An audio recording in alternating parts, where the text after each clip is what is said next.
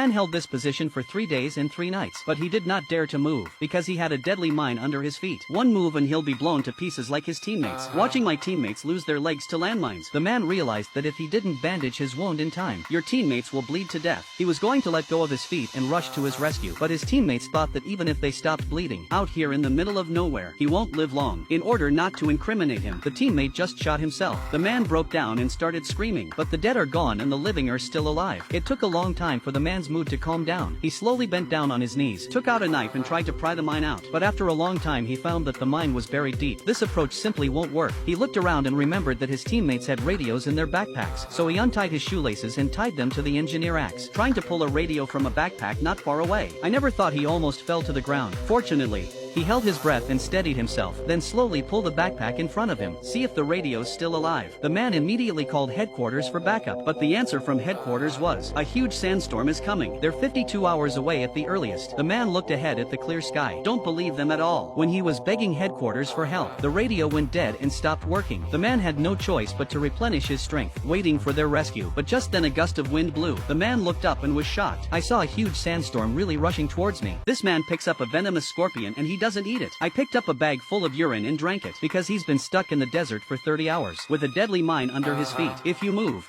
you'll be shattered in an instant. But after a long period of immobility he began to hallucinate, talk to oneself. He even saw his dead comrades come back to life. Good thing as time goes on, he made it through the night. But then a pack of wolves suddenly attacked him. Although he was bitten by a wild wolf, his feet did not move at all. All he wants now is to live. By the next day his gun was empty. The wolf lay quietly on the ground. Just then the power off the intercom suddenly came a voice. When I learned that headquarters wouldn't arrive until this afternoon, suddenly there was a shot behind the man, watching the enemy come from all sides. The man immediately took out a pistol and fired randomly at the ground. Exploding mines sent sand into the air, forming a huge smoke bomb. Then the man pulled out a sniper rifle, one shot at a time to take out distant enemies. It was several hours before the rescue team finally arrived. But in this endless desert, the rescue team won't even find him, just going round and round in the desert. The man looked at the flare 2 meters ahead, so close but so out of reach. He made up his mind to die. I need to get this flare, too. But as soon as he took this brave step, the mines failed to explode. With a quizzical look on his face, the man slowly dug away the mines beneath his feet. Turns out it wasn't a mine at all. It's a broken jar. Looking at the broken pot man who trapped himself for 3 days and 3 nights. Although the man later fired a flare and was successfully rescued by the rescue team, but through this he realized the value of life. The movie tells us, no matter how hard the road ahead may be, we all have to be brave enough to take the next step, no matter how short the road cannot reach.